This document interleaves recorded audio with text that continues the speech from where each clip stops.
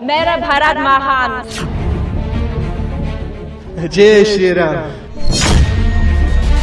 ये कुंभ 2025 कोई साधारण कुंभ नहीं है जो हर 12 साल में एक बार आता है। ये एक ऐसा कुंभ है जिसे हमारी पिछली 3 पीढ़ियों में से किसी ने भी अटेंड नहीं किया होगा और ना ही इस कुंभ के बीच जाने के बाद हमारी आने वाली 3 पीढ़ियां इसे अटेंड कर पाएंगी। ऐसा इसलिए क्योंकि दोस्तों ये कुंभ नहीं महाकुंभ है जो कि 144 सालों में एक बार लगता है। और दोस्तों इस कुंभ के बीच जाने के बाद ये फिर से 144 सालों के बाद लगने वाला है, यानी अब चाह कर भी फिर से इस कुंभ में नहीं जा सकते क्योंकि 144 सालों तक आप जिंदा रह ही नहीं सकते।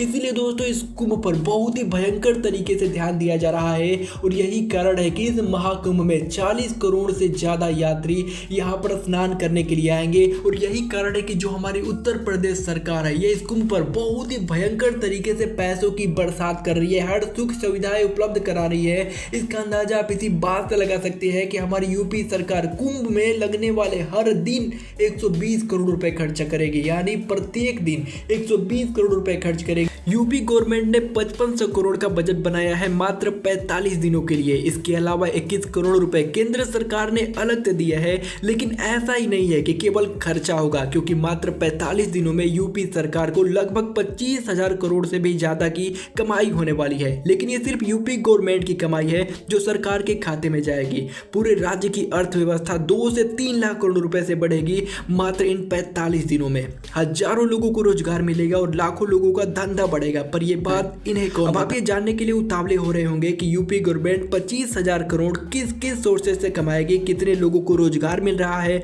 और कैसे कैसे, और आखिरकार पूरी अर्थव्यवस्था को कैसे बल मिलेगा। सबसे पहला तरीका है जीएसटी। दरअसल 40 करोड़ लोग यूपी में आएंगे, होटल में भी रुकेंगे तो वहां भी जीएसटी है, खाना भी खाएंगे तो वहां भी जीएसटी है। वो जहां पे जिस भी चीज पे पैसा खर्च करेंगे, जो भी चीज खरीदेंगे, सब पे ही जीएसटी है। तो गवर्नमेंट को इन 45 दिनों में अच्छी खासी कमाई केवल जीएसटी से ही होने वाली है। और दूसरा तरीका, जो भूमि यूपी गवर्नमेंट की है वो लीज पर जाएगी। बड़ी बड़ी कंपनियां अपने स्टॉल्स के लिए रेंट लेंगी, होर्डिंग्स रेंट पर लिए जाएंगे, टेंट रेंट पर लिए जाएंगे, सर्विसेज के पैसे, जो स्ट्रेट ट्रांसपोर्ट की बसें लगेंगी उससे इनकम, जो पार्किंग फीस आएगी वो इनकम।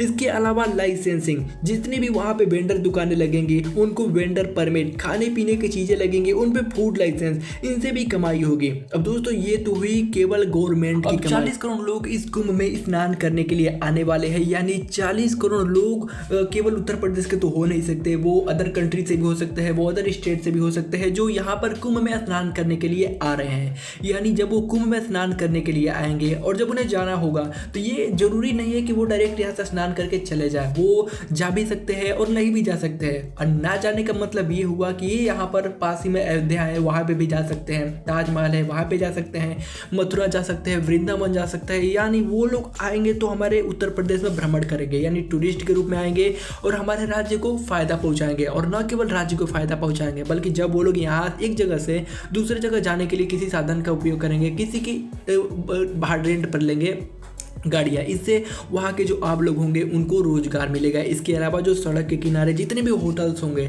जहाँ पर लोग ठहरने के लिए उनका इस्तेमाल करेंगे तो उन होटल्स मालिकों को भी बहुत ही ज़्यादा लाभ मिलने वाला है। और इसके अलावा जितनी भी दुकानें होंगी, मिठाई की दुकानें, खाने की दुकानें, ठेले की दुकानें, कचौड़ी पकौड़ी, जितनी भी दुकानें होंगी, इन दुकानों की बहुत ही भयंकर तरीके से डिमांड होने वाली है। और डिमांड होगी तो हमारे राज्य का होगा बहुत ही फायदा होने वाला है और बहुत ही भयंकर तरीके से लोगों को रोजगार मिलने वाला है, जिसकी उम्मीद आज से पहले किसी ने नहीं सोची होगी। क्योंकि दोस्तों आज से पहले कुंभ को किसी ने इस नज़रिए से देखा ही नहीं है कि कुंभ का फायदा उठाकर हम अपने उत्तर प्रदेश की जो होगा जो इनकम को बढ़ा सकते हैं। सब लोग सिर्फ तीर्थ स्थल के रूप में देख रहे हैं, तीर्थ स्थल के रूप में देखिए ये बात सही है, लेकिन इसे इस नज़रिए से भी देखना चाहिए कि जब हमारे राज्य में टूरिस्टों की संख्या बहुत ही भयंकर तरीके से आ रही है, लोग स्नान करने के लिए आ रहे हैं, तो इसका किस तरीके से हम इस्तेमाल करें ताकि हमारे राज्य को इससे फायदा हो। तो दोस्तों इस बार बहुत ही भयंकर तरीके से इसका लाभ उठाया जा रहा है और देखते हैं इस कुंभ का क्या फायदा होता है और क्या नहीं होता है। आप हमें कमेंट करके बताइएगा कि क्या आप भी इस साल के कुंभ में नहाने जाने वाले हैं या नहीं।